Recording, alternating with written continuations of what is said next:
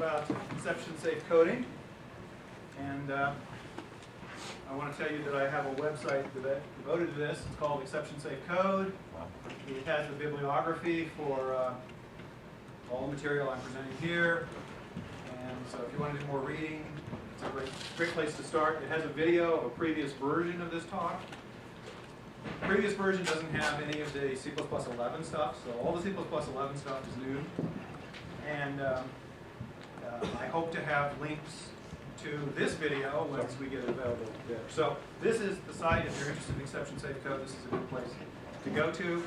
I have links to comments to people who've made about my video, but I really appreciate having more. So if you guys, whether it's positive or negative, of course I like the positive ones, but either way, send me comments about the talk, and I'll put you in the web.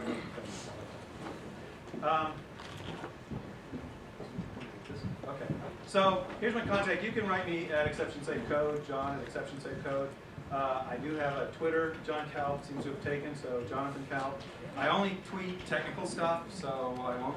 No, I promise you, I'm never going to tweet that I took my wife out to dinner or something. That's not going to happen. It's just technical stuff. And if you want to send your resume to johnkalb at a9.com, A9 is a company that takes C++ pretty seriously, so that's why I'm there. And if you're thinking about it, that's where you want to send your resume.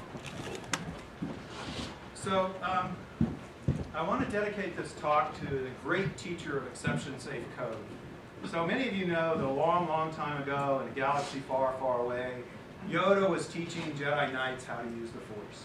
But what a lot of people don't know is that right here in our galaxy today, Yoda is teaching C++ programmers how to use exception-safe coding to have forces in code. So here's the promise that I want to make today. I want you guys to hold it to me because I think it's a very high promise. And here's the promise. The promise is that if you follow the guidelines that we present in these sessions, that the code you write will be easier to read. And by that I mean easier to understand, easier to maintain. It'll be easier to write. It will have no time penalty. In some cases, it'll even be faster. And it'll be 100% robust in the face of exceptions. That's the promise. And that's what I want you to hold to. So I did mention that the C++11 stuff here is new. So if I have this, if I don't have anything there, it means that what I'm telling you should apply to both. And then I got this little C++03 and a C++ 2011, and if they're both up, it means that some part of the slide applies to each, or something like that. So I'm really solid on classic C++. Obviously, C++11 is pretty new. I think we all, if Howard can admit that he's not an expert, then I can certainly admit that I'm not an expert. How about that? But the thing is that there's fundamentally no change in exception safety. There's a lot of new twists and things like that, but we couldn't have one talk covering both if there were two completely different approaches. So fundamentally, exception safety is exception safety, and the fundamental approach is both for both languages. So as I said, there's some new material, and some of the material is no longer necessary. So I want to say I used to start my STL talks back when I was doing a lot of STL talks, and I would start it by saying this talk is for three kinds of programmers, three groups of people: those who make off-by-one errors and those who never make off-by-one errors. But this talk really is for three kinds of people, and that is those people who don't care about C++11 at all. They know that they're in 03 world, and they're going to be there for a while. How many are in that group? Okay, a few of you. That's okay. But I mean, not even interested. You're not even interested in C++11? You're interested, of course you're interested. You wouldn't be at BoostCon.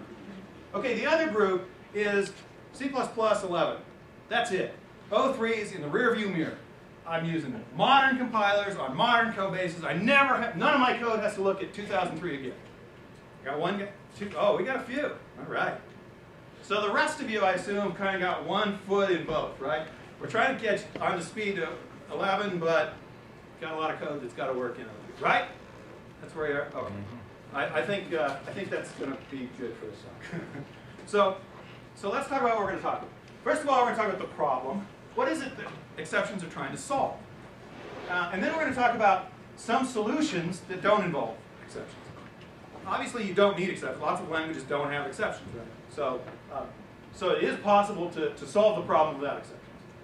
But we'll talk about those and some of the drawbacks to that. Then we'll talk about some of the problems that we have using exceptions, because there's a reason that there's a crowd here, right? It's not necessarily trivial. And then we will talk about how not to write exception-safe code. This is kind of the naive attempts that are kind of going down the path before we really figure out what we're going to do down here, which are the real exception-safe coding guidelines. And that's the meat of the talk. That's the important stuff. However, then after that, we're going to talk about some implementation techniques. Once we know how to do this, knowing where we're trying to get is not the same thing as knowing how to get there. So the implementation techniques will include a few little things, but one of them is really important, and that is, how do we take this legacy code base, where exception safety wasn't the primary thought in mind of the people writing it, and how do we write in the world we'd like to be in, which is writing exception safe code? How do we get there? And